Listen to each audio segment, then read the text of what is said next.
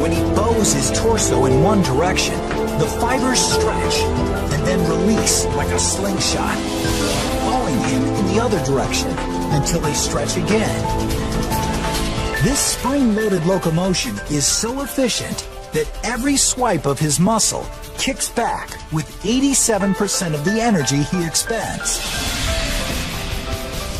It's what allows him to make a burst up to his top speed of 55 kilometers per hour look effortless.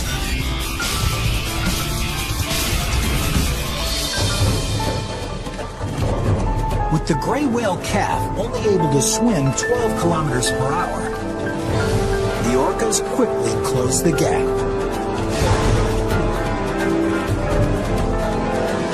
But before they initiate an attack, they try to neutralize their biggest threat, the mother whale.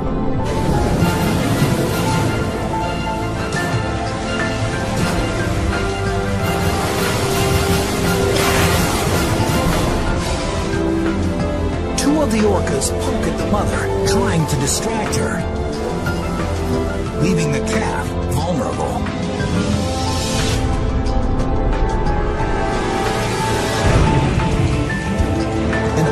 Rams his massive skull into the calf's belly. The skull of the orca has evolved to such a stage where it's really a big, hard piece of bone. They're bursting into the sides of these grey whales and they're trying to cause internal bleeding, fractures or injury that would exhaust the animal.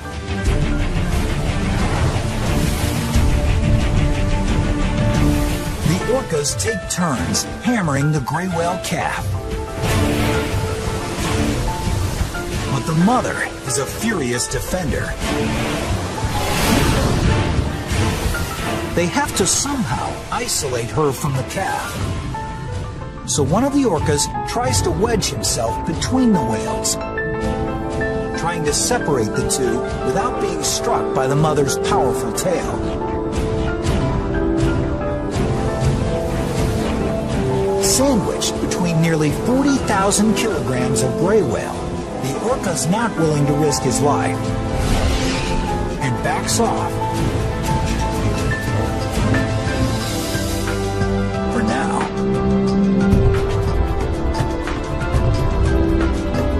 Orca are extremely determined, and once they set their mind on a particular item, they are determined to get it. And that can last for 2 hours or longer just to get that one animal that they're trying to hunt.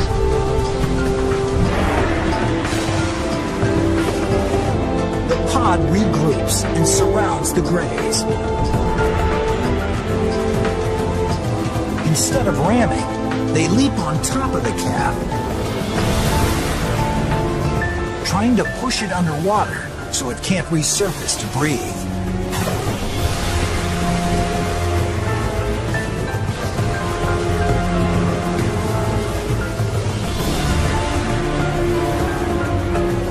The new tactic is working. The mother gray tries to fight off the flurry of orca attacks. But there are too many of them. And she doesn't have the strength to stop it.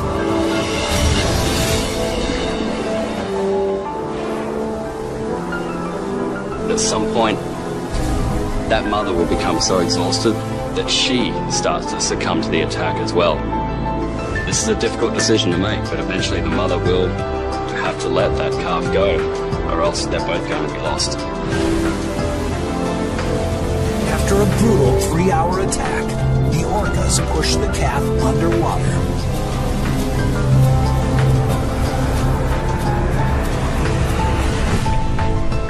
And it drowns.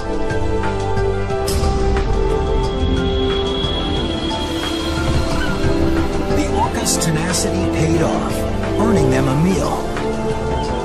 But they can't just dig right in. The calf's blubber is over 10 centimeters thick and nearly impenetrable.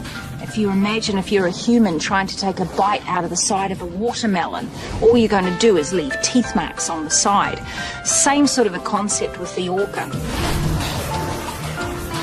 So the orcas devour